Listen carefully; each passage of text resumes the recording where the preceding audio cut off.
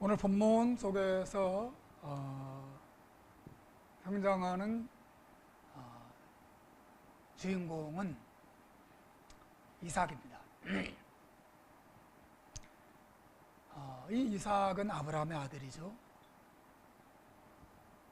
그리고 이삭은 여러 가지 측면에서 우리와 닮았어요.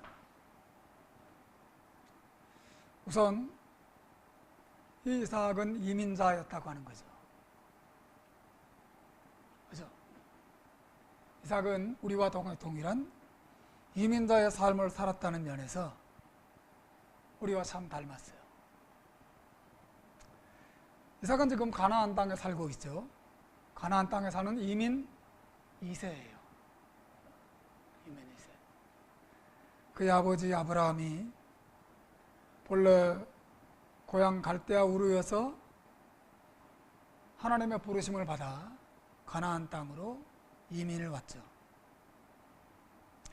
이제 그 아버지 아브라함도 세상을 떠났고 이삭도 결혼해서 아들을 둘을 낳았습니다.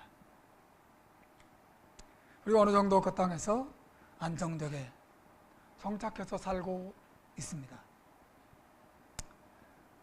그 땅에 어느 정도 정착해서 살고 있긴 하지만 그는 여전히 그 땅에서 이민자로 살아가고 있어요. 남의 나라에서 남의 땅을 빌려서 살고 있어요. 우리하고 비슷하죠? 아마 이삭도 이민자의 삶이 얼마나 고단한지 잘 알았을 겁니다.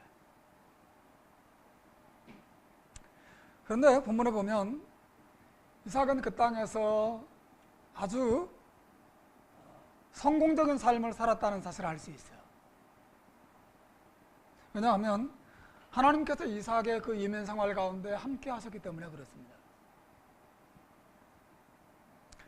12절과 13절에 보면 이삭이 그 땅에서 농사하여 그 해에 100배나 얻었고 여호와께서 복을 주심으로 그 사람이 창대하고 왕성하여 마침내 거부가 되었다.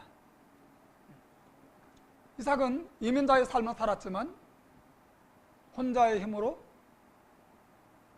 혼자의 수단과 방법을 사용해서 성공을 거둔 그런 사람이 아니었어요. 이삭은 그 땅에서 하나님과 함께 살았습니다. 하나님의 보호 아래 살았습니다. 하나님께서 그의 인생과 그의 가문 전체를 하나님의 백성으로서 돌보시고 축복하셨고 그 축복 아래 이삭이 살았어요. 이런 삶이 저와 여러분의 삶인 줄로 믿습니다. 사실 이삭의 이러한 삶은 오늘날 신자들의 삶을 보여주는 그림자와 같은 것이에요. 왜 그렇습니까? 성경은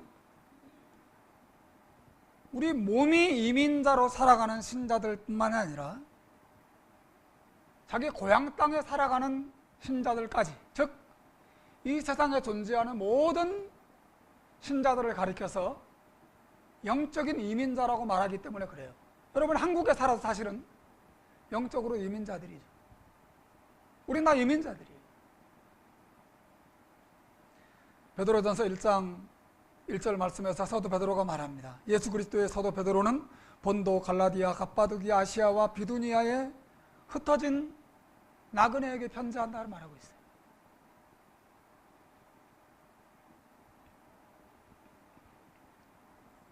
베드로의 눈에 모든 신자들은 흩어진 나그네로 사는 사람들이죠. 우리는 이삭과 같아요. 히브리서 11장 13절에도 같은 사실이 나오죠. 이 사람들은 다 믿음을 따라 죽었으며 약속을 받지 못하였으되 그것들을 멀리서 보고 환영하며 또 땅에서는 외국인과 나그네로 증거하였다. 하나님의 백성들을 가리켜서 이 땅에서 외국인들, 나그네들이었다. 그렇게 설명하고 있어요. 그 히브리서 11장 16절에도 같은 내용이 나오죠. 저희가 이제는 더 나은 본향을 사모하니 곧 하늘에 있는 것이라. 신자들의 고향이 어디라고요? 하늘에 있는 것이라. 그러므로 하나님이 저희의 하나님의 일컬음을 받으심을 부끄러워하지 아니하시고 저희를 위하여 한 성을 예비하셨다. 하나님께서 자기 백성들을 향해서 우리의 고향 땅에 우리가 있어야 할 집을, 그 성을 예비해 놓고 계시다고 성경은 말하고 있어요. 우리는 이삭과 같은 사람들이에요. 우리는 영적인 이민자들입니다. 우리의 고향은 이 세상이 아닙니다. 우리의 고향은 저 하나님 아버지의 집이에요. 우리는 잠시 이 세상에 와서 정말 잠시 살다가 잠시 후면 떠나게 될 것입니다. 곧 떠나겠죠. 저도 에스더 같은 나이가 있었고, 아니 그 아래 예건이 같은 나이가 있었고, 우리 목사님도 코 올리게 소년 시절이 있었을 텐데 벌써 희끗희끗한 노년에 이르고 계세요. 그래서 잠시 후면 그리고 이 세상을 떠나서 하나님의 아버지 곁으로 가게 될 것입니다. 우리의 고향 땅으로 갈 것입니다.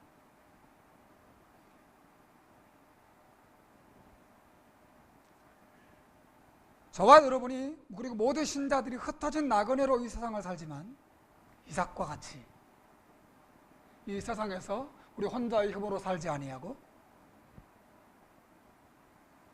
하나님의 백성으로 하나님의 돌보심 아래 살아가고 있는 것입니다.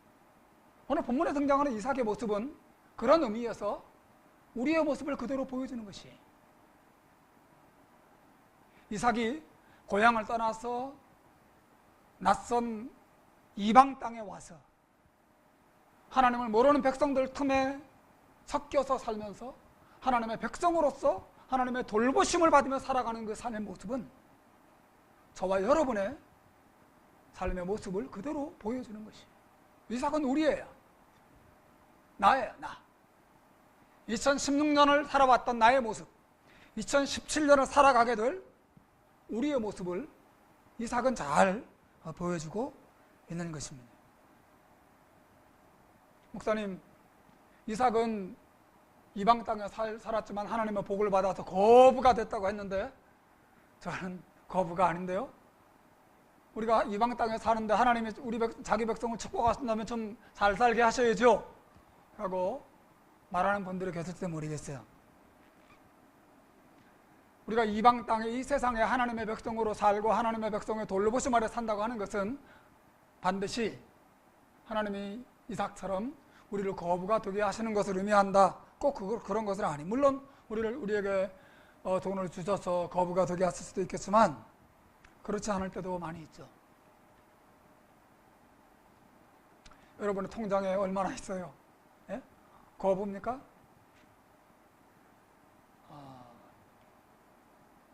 우리는 그렇지가 않아요. 이삭과 같지는 않습니다. 그런 의미에서. 하지만 확실한 것은 하나님께서 우리 모든 신자들을 영적인 의미에서 거부가 되게 하셨다고 하는 사실입니다. 여러분 믿으시길 바랍니다. 성경에 고린도후서 8장 9절 말씀에 보면 신자의 부요함에 대해서 분명히 말해요. 우리 한번 읽어보겠습니다. 고린도후서 8장 9절 시작. 우리 주 예수 그리스도의 은혜를 너희가 알거니와 부요하신 자로서 너희를 위하여 가난하게 되심을 그의 가난함을 인하여 너희로 부욕해 하려 하심이라. 예수 그리스도께서 그 모든 부요함을 다 내어버리고 가난해지셔서 저와 여러분을 부유하게 하셨다, 거부가 되게 하셨다고 말씀하셨어요. 어떤 의미에서 그렇습니까? 우리 주님께서 하늘의 영광을 내어버리고 세상에 내려오셨죠. 그리고 사람들로부터 버림을 당하시고 하나님으로부터 외면당하시고 십자가에 죽으셨어요. 그 결과 우리에게는 하늘의 영광이 주어졌고 우리에게는 하나님의 사랑이 주어졌고 우리에게는 하나님의 주신 영원한 축복들이 주어졌다고 하는 것이죠. 사랑하는 여러분, 우리는 부자인 줄로 믿습니다. 여러분 정말 믿으시길 바랍니다. 세상에 우리보다 부자가 없는 것이죠. 하나님의 나라가 우리의 것이요, 하나님의 사랑이 우리의 것이요, 하나님의 은혜가 우리의 것이요, 하나님 자신이 곧 우리의 것이기 때문에 그렇습니다. 여러분, 하나님께서 이삭을 그 이방 땅에 살아가지만 그 블레셋 사람들 틈 속에, 그 가나안 땅 사람들, 하나님을 모르는 사람들 틈 속에 살아가지만 하나님의 그와 함께 하셔서 그를 물질적으로 부유하게 하신 이 장면은 이 세상에 살아가는 모든 그리스도인들을 하나님께서 예수 그리스도 안에서 하늘에 속한 모든 신령한 영적인 축복들로 부유하게 하시는 하나님의 은혜를 그림자처럼 잘 보여주는 그런 모습이라 그렇게 말할 수 있어요. 우리는 부자예요.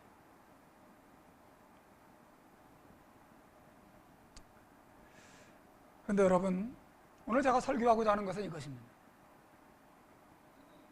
오늘 본문은 그러한 이삭이 그렇게 하나님의 백성으로 그 세상을 살고 하나님의 돌보심과 하나님의 은혜 안에 그 땅에 살던, 하나님의 축복 아래 살던 이삭의 삶 속에 큰 위기가 찾아왔다고 하는 것이죠.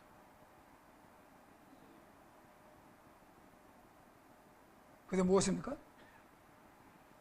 바로 그 땅의 원주민들이 이삭의 축복을 시기해서 그를 우물이 있는 땅에서 쫓아낸 것이. 14절 말씀해 보시면 양과 소가 떼를 이루고 종이 심이 많음으로 블레셋 사람이 그를 시기했다.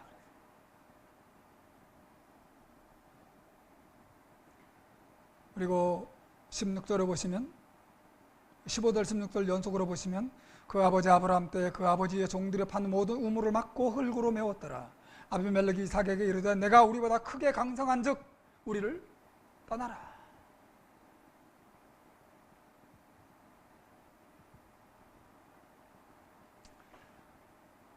위기죠. 한때 이삭은 그 땅에서 우물을 자유롭게 이용하면서 살았어요. 아버지 아브라함이 팠던 우물이든 블레셋 사람들이 팠던 우물이든 이삭은 그 우물을 이용해서 그 우물을 사용해서 양떼들 또 소떼들 가축들을 돌보고 그게 그 당시에는 목축업을 통해서 재산을 늘려가는 방법이었으니까 그 우물을 이용해서 거부가 될 수 있었어요. 말하자면 그 우물은 하나님께서 이삭을 축복하시는 축복의 통로였습니다. 하지만 이제 더 이상 그럴 수가 없어요. 블레셋 사람들이 이 이삭의 성공을 시기해서 그를 그 땅에서 쫓아냈습니다. 그리고 아버지 아브라함의 팠던 우물들을 더 이상 쓰지 못하도록 온갖 쓰레기 더미로 가득 채워버렸어요.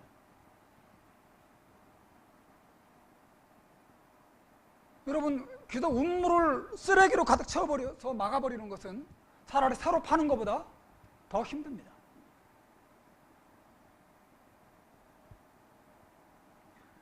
그리고 이삭을 우물이 없는 지역으로 쫓아내어버렸습니다. 시드니의 삶도 마찬가지겠지만 가나안 지역에서 그 사막 기후에서 우물을 잃어버린다고 하는 것은 그 죽음이죠. 물은 생명과 같은 것입니다. 이삭이 제 아무리 많은 복을 받았다 하더라도 우물이 없는 지역으로 쫓겨나서 우물이 없이 산다고 하는 것은 그동안 쌓아왔던 모든 부귀와 그리고 행복과 평안과 성공이 단번에 무너지게 되는 것을 의미했어요.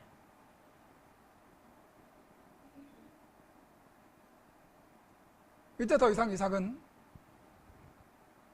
이제까지 누려왔던 축복들을 누릴 수 없는 상황에 떨어지게 됩니다. 여러분, 오늘 이 본문의 이삭의 이 상황은 이 세상에서 이삭과 같이 영적인 이민자로 살아가는 우리들에게도 이러한 위기가 닥쳐온다는 사실을 알려주고 있어요. 즉, 우리의 원수들이 우리의 성공과 우리의 하나님으로부터 받는 축복을 시기해서 우리를 우리의 우물에서 쫓아내고 더 이상 그 우물을 이용하지 못하도록, 더 이상 그 성공과 축복을 누리지 못하도록 몰아내는 영적인 위기가 우리에게 올 수 있다는 사실을 오늘 본문은 가르쳐주고 있는 것이죠.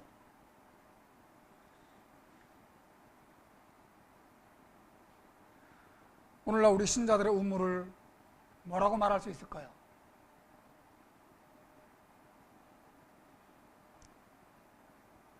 우리들에게 있어서 우리를 축복하고 우리에게 성공을 가져다 주고 우리를 행복하게 하고 우리를 만족시키는 우리의 우물, 그 우물은 성경은 하나님의 은혜와 하나님의 사랑이라고 분명히 말하고 있어요. 예수님께서 요한복음 4장 10절에서 사마리아 수가성 여인에게 약속하십니다. 내가 만일 하나님의 선물과 또 내게 물 좀 달라 하는 이가 누구인 줄 알았더라면 내가 그에게 구하였을 것이요 그가 생수를 내게 주었으리라. 예수님께서 그 사마리아 한 여인에게 생수를 약속하십니다. 생명의 물, 영원히 목마르지 아니하는 이 생명의 물을 약속하시는데 그 약속이 뭐예요? 다른 것이 아니라 예수 그리스도를 통하여서 우리 신자 개개인에게 주어지는 하나님의 은혜와 하나님의 넘치는 사랑을 의미하는 것이죠.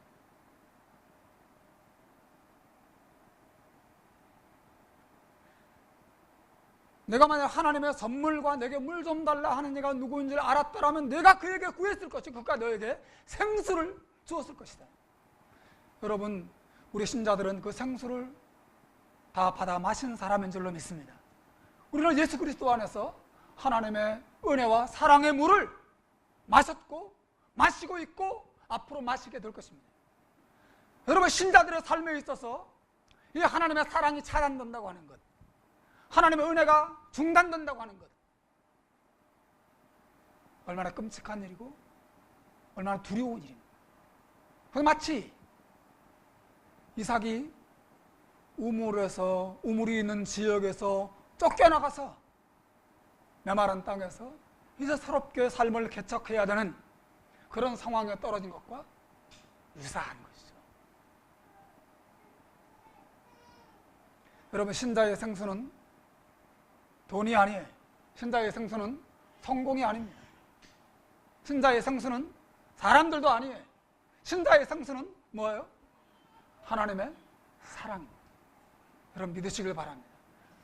신자는 이 사랑을 마시고 이 사랑 안에서 생기를 얻고 이 사랑 안에서 지혜를 얻고 이 사랑 안에서 용기를 얻고 이 사랑 안에서 힘을 얻습니다. 신자에게 하나님의 은혜와 사랑이 차단된다고 하는 것은 곧 죽음을 의미하는 것이. 반대로 아무리 열악하고 힘들고 어려운 상황 속에 떨어졌다 하더라도 언제나 하나님의 사랑이 그에게 부어주고 하나님의 사랑을 마시고 하나님의 사랑을 누릴 수만 있다면 그 사람은 그 지옥과 같은 상황 속에서도 하나님을 찬양하면서 기쁨으로 살아갈 수 있을 줄로 믿습니다. 여러분,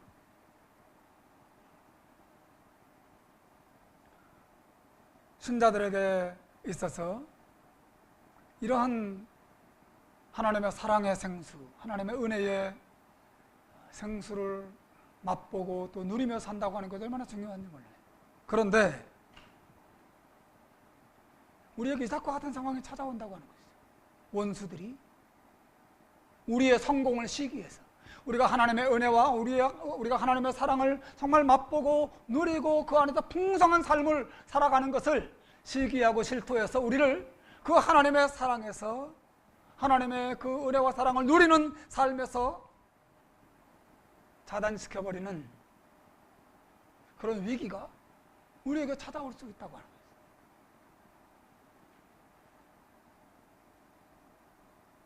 아마 여러분도 경험한 적이 있을 것입니다. 저는 종종 경험합니다. 마치 하나님의 사랑이 멀리 있는 것 같이 느껴질 때가 있어요.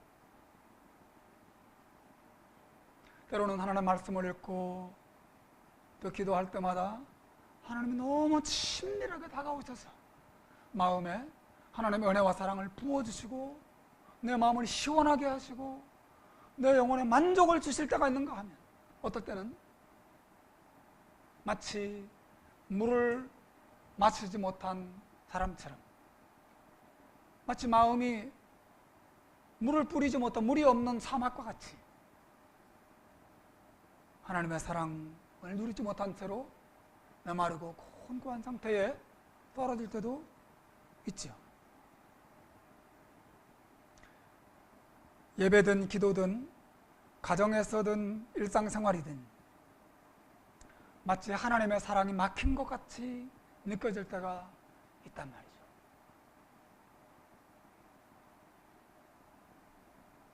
여러분, 개인도 그러하고 교회도 그러합니다.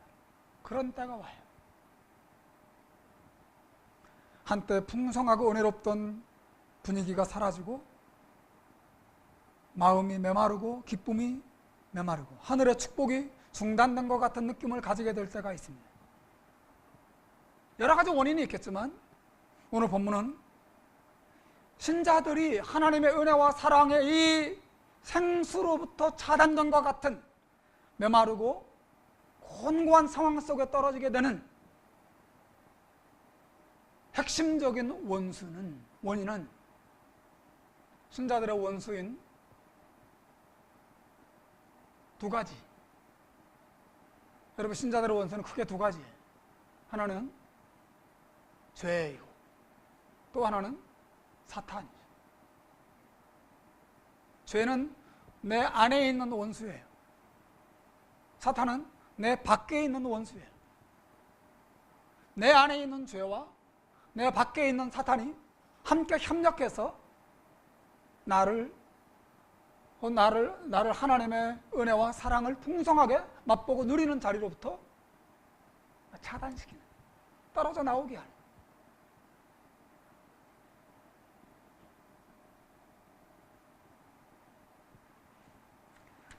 하나님의 사랑으로부터 몰아냅니다. 오늘 본문에 보니까 양과 소가 떼를 이루고 종이 쉼이 많음으로 블레셋 사람이 그를 시기했다. 그를 쫓아냈다.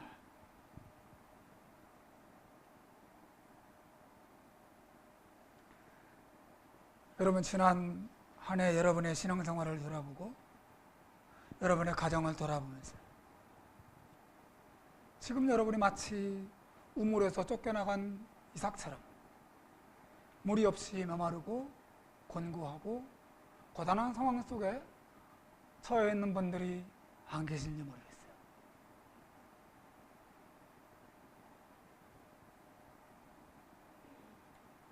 오늘 저의 관심은 원수들이 이렇게 우리를 공격하고 나를 공격하고 가정을 공격하고 교회를 공격해서 하나님의 풍성한 은혜와 사랑의 이 샘물을 마음껏 누리던 상황으로부터 우리를 몰아냈을 때, 우리가 거기로부터 정말 멀어진 것 같은 느낌이 들 때 어떻게 해야 되는 거야? 하는 거죠. 오늘 본문에서 이삭이 어떻게 반응하고 있습니까? 이삭은 원수들이 자기의 성공을, 자기의 하나님의 축복을 시기해서 자기를 그 우물이 많은 그 복된 땅에서 그를 쫓아냈을 때 낙심하지 않았습니다. 여러분, 이삭이 얼마나 낙심이 될까요? 여러분 생각해 보세요. 아, 내 신세야. 내가 남의 땅에서 이렇게 조롱을 당하면서 미움을 당하면서 시기와 질투의 대상이 돼서 안정 삶을 가지도 못하고 이리저리 쫓겨다니는 삶을 살아야 한다더니 이삭은 얼마든지 자신의 신세와 자신의 처지를 바라보면서 한탄하고 탄식할 수 있었을 것입니다. 하지만 이삭은 그렇게 하지 않습니다. 그는 낙심하지도 않았고 자신의 삶을 포기하지도 않아요. 하나님을 원망하지도 않습니다. 하나님, 왜 나를 더 계속 이 놀라운 풍성한 축복의 자리에 더 오랫동안 머물게 하지 않습니까? 왜 우리 가정을, 내 삶을 우물이 없는 메마른 땅으로 쫓아내시는 것입니까? 이삭은 오늘 본문에 보면 한 번도 하나님 앞에 원망하고 있지 않은 것을 볼 수 있어요. 도리어 이삭이 심지어 나 이제 하나님 백성 안 할래. 난 너네랑 같은 백성 될래. 나 지금 쫓아내지 말아줘. 난 너네랑 같이 살고 싶어. 그렇게 그 백성들과 더불어 타협하지도 않습니다. 이삭이 한 일이 무엇입니까? 그는 어디로 쫓겨났든지 쫓겨난 그 자리에서 믿음으로 샘을 팠다고 하는 것이죠. 오늘 본문에 보면 이삭이 반복적으로 그 일을 해요. 18절에 보시면 이삭이 그 아비 아브라함 때 팠던 우물을 다시 팠다고 말합니다. 19절에 보면 이삭의 종들이 골짜기에 파서 샘 근원을 얻었다고 말합니다. 21절에 보면 또 다른 우물을 팠다고 말합니다. 22절은 또 나오죠. 이삭이 거기서 옮겨 다른 우물을 팠더니 이삭은 그 우물이 없는 지역으로 쫓겨났을 때 근심하거나 염려하거나 자포자기하거나 하나님을 원망하거나 하지 아니하고 아브라함이 팠던 우물, 원수들이 막아버린 그 옛날 그 우물을 다시 파는 수고를 마다하지 않습니다. 또 다시 팠을 뿐 아니라 누구도 샘을 판 적이 없었던 새로운 장소에 우물을 새롭게 파는 수고도 감당해냅니다. 우물을 하나 파면 블레셋 목자들이 와서 시비를 걸고 그 우물을 빼앗으면 또 포기하지 않고 또 다른 곳에 가서 또 우물을 팝니다. 또 와서 시비를 걸고 우물을 빼앗아가면 또 다른 곳에 가서 또 우물을 팠습니다.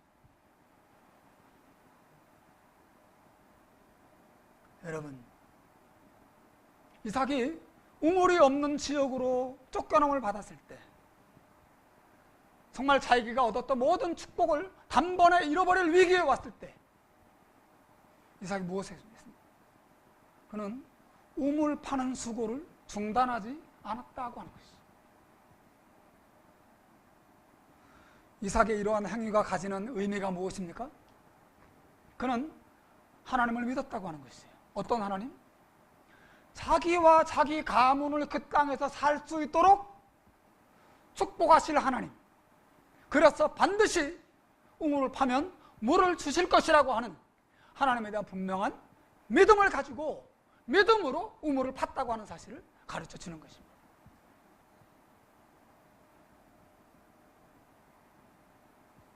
하나님께서 이삭과 그의 가문이 그 땅에서 살아가도록 살 수 있도록 축복하실 것이라는 사실을 이삭은 한 번도 믿어 의심치 않았어요. 왜? 그 땅은 하나님이 주신 약속의 땅이었거든요. 하나님이 그 땅에 머물라고 말씀하셨거든요. 그러므로 이들이 나를 우물이 없는 곳으로 쫓아내도 이곳에 하나님이 우물을 또 주실 것이라는 믿음이 이삭에게 있었기 때문에 포기하지 않고 낙심하지 않고 우물을 반복적으로 팔 수 있었던 것이죠.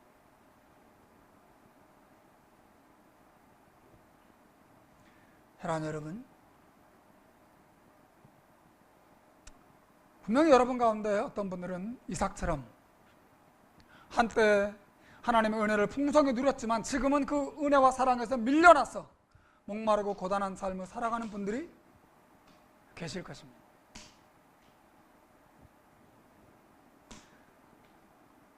그런 분들이 해야 될 일이 무엇입니까?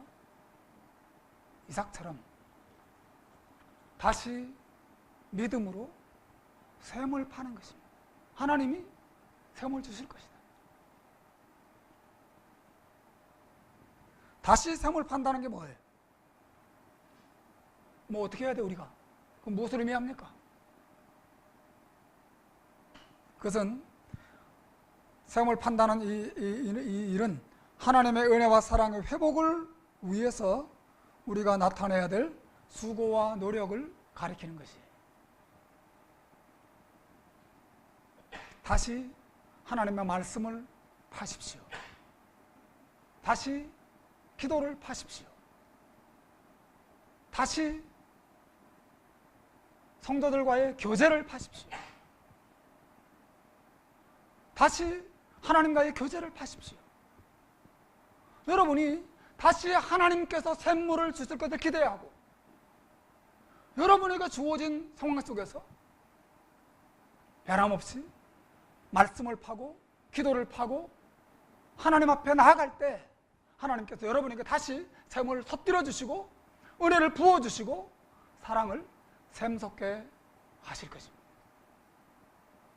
사랑하는 여러분, 많은 사람들이 하나님의 은혜와 사랑이 막힌 것 같고 영적인 풍성한 삶을 잃어버리셨을 때 그냥 자포자기하고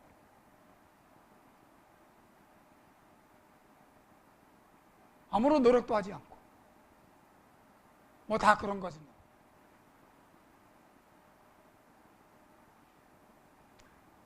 그렇게 하나님 앞에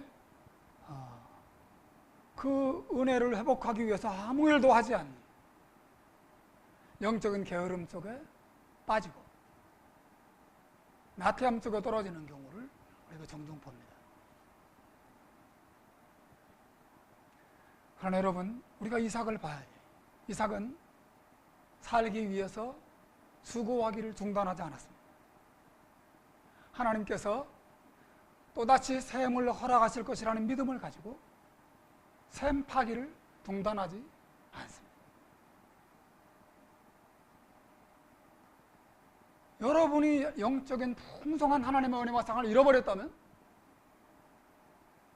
잃어버린 그것으로 그냥 끝내지 말고 다시 회복시키기 위해서 무엇인가를 행하십시오. 여러분이 행할 때, 여러분이 수고할 때, 여러분이 샘을 팔 때 하나님께서 그 샘 파는 수고를 축복하실 것입니다. 다시 샘이 솟아나게 하실 것입니다. 다시 하나님의 은혜와 사랑이 부어지게 하실 것입니다. 다시 하나님의 축복을 회복하게 하실 것입니다.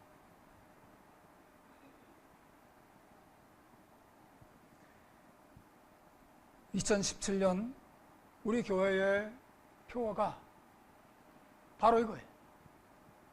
다시 믿음으로 샘을 파라. 사랑하는 여러분, 여러 가지 다양한 이유와 환경 때문에 우리 교회가 어려움을 겪었고 2017년을 맞이했습니다. 이제 우리가 무엇을 해야 될 것인가? 우리가 해야 될 일이 무엇인가? 에이 몰라. 아이 뭐 다 그런 거지 뭐. 교회가 되면 다 그렇지 뭐. 이것이 이삭의 태도였는가? 그렇지 않습니다. 이삭은 하나님이 나를 축복하셨듯이 또다시 축복하실 것이고 앞으로도 축복하실 것이다. 지금 당장 원수들의 공격에 의해서 내가 가지고 있었던 그 부유한 축복의 근원, 우물과 샘을 잃어버렸지만 내가 하나님 앞에 믿음으로 샘을 팔 때 하나님은 또다시 샘을 주셔서 이 축복을 이어가게 하시고 이 축복을 더 풍성하게 하실 것이라는 사실을 이삭이 믿었다고 하는 것이죠. 사랑하는 여러분, 이삭의 이러한 태도를 여러분 개인적으로 여러분의 가정에 이 교회에 적용하시기를 주님의 이름으로 축원합니다. 우리가 믿음으로 샘을 파야 돼요.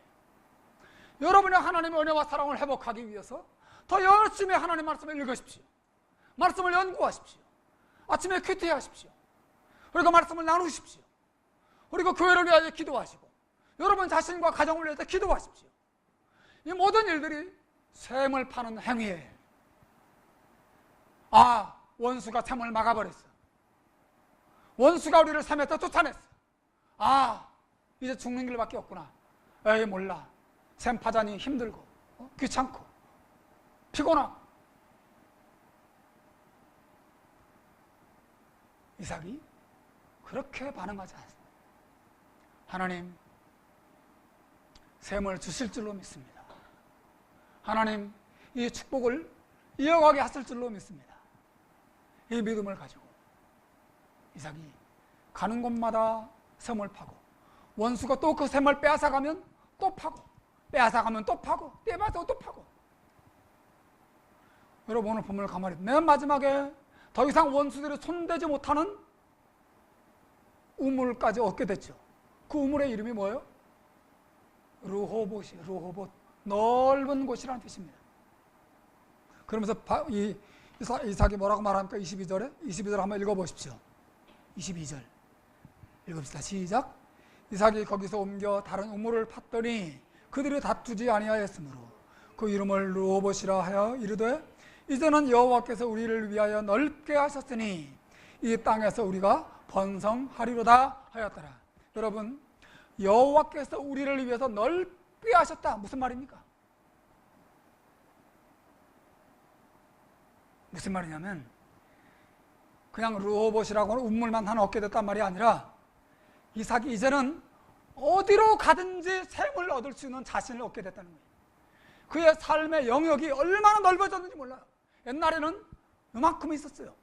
늘 그 아브라함이 팠던 우물, 또 블레셋 사람들이 팠던 우물, 그것만 먹고 마치 그것만 이용했어요. 그런데 이 어려움 때문에 어떻게 됐어요? 그의 삶의 지평이 넓어지게 됩니다. 아, 하나님이 가는 곳마다 우물을 주시는 거예요. 여러분, 그 우물을 빼앗기고 쫓겨나는 어려움 때문에 도리어 이삭의 믿음이 강해졌고, 또 그 어려움 때문에 도리어 하나님께서 우리가 어디로 가든지 축복하시리라고 하는 이 놀라운 사실을 확신할 수 있게 됐다고 하는 것이죠. 여러분, 하나님께서 원수들의 공격과 방해 때문에 축복을 잃어버리게 하시는 이유가 있어요. 하나님은 그 일을 통해서 우리를 더 성장하게 하시고 더 깨닫게 하시고 우리의 이 교회로 만약에 비유한다면 우리 교회의 사역의 영역을 더 새롭게 하시고 더 넓게 하시고 더 축복하게 하고자 하시는 우리가 알지 못하는 놀라운 계획이 있는 줄로 믿습니다. 사랑하는 여러분, 만일 이 어려움이 없었다면 이삭은 늘 문자 그대로 음모란 개구리처럼 늘 거기 그 지역에 매어서 살았을 것입니다. 하나님께서 이삭을 옮기시고 하나님이 우리가 어디로 가든지 무슨 일을 하든지 함께 하시고 우리를 축복하시는구나 라는 사실을 경험할 수 있게 만들어 주셨어요. 주 안에서 사랑하는 우리 하이렘교회 성도 여러분, 2017년 저와 여러분이 자신과 가정과 또 교회를 위해서 하나님의 축복을 위해서 열심히 말씀의 샘을 파고 기도의 샘을 팔 때 하나님께서 축복하셔서 예전에 하지 못했던, 예전에 잘 알지 못했던 놀라운 일들을 우리로 하여금 감당하게 하실 줄로 여러분 믿으시길 바랍니다. 그러므로 이런 어려움으로 인해서 여러분이 잠시 어려움과 아픔을 당했다는 것 때문에 낙심하지 말고 이삭처럼 하나님, 제가 다시 믿음으로 샘을 파겠습니다. 믿음으로 하나님 말씀을 붙들고 믿음으로 하나님 앞에 붙들어 기도하면서 하나님의 은혜를 구하면서 나아가겠습니다. 하나님, 우리를 축복하실 줄로 믿습니다. 여러분 가족들을 날마다 불러 모아놓고 정기적으로 기도하십시오. 여러분의 가정은 회복될 줄로 믿습니다. 여러분 또 우리 교회 식구들끼리 만나서 함께 기도하고 말씀을 나누십시오. 하나님이 그 삶을 파는 수고를 축복하셔서 예전보다 더 풍성한 은혜와 사랑이 이 공동체 안에 넘치게 하실 것입니다. 우리가 기도하고 간구할 때 하나님 언제나 우리를 실망시키지 않고 좋은 것으로 채워주실 것입니다. 우리 마지막으로 말씀 하나 읽고 마치겠습니다. 주님의 놀라운 약속의 말씀입니다. 시편 126편 5절과 6절 말씀입니다.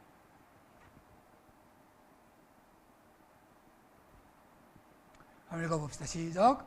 눈물을 흘리며 씨를 뿌리는 자는 기쁨으로 거두리로다.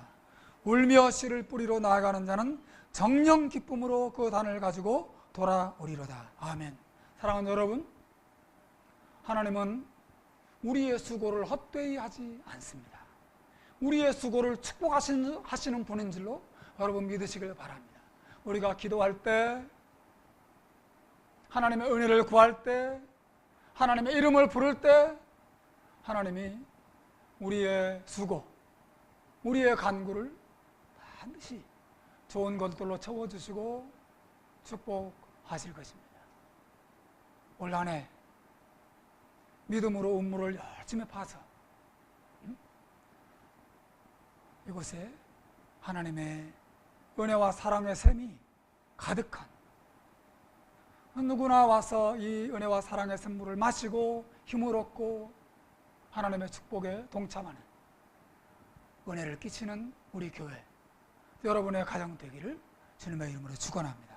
기도하겠습니다.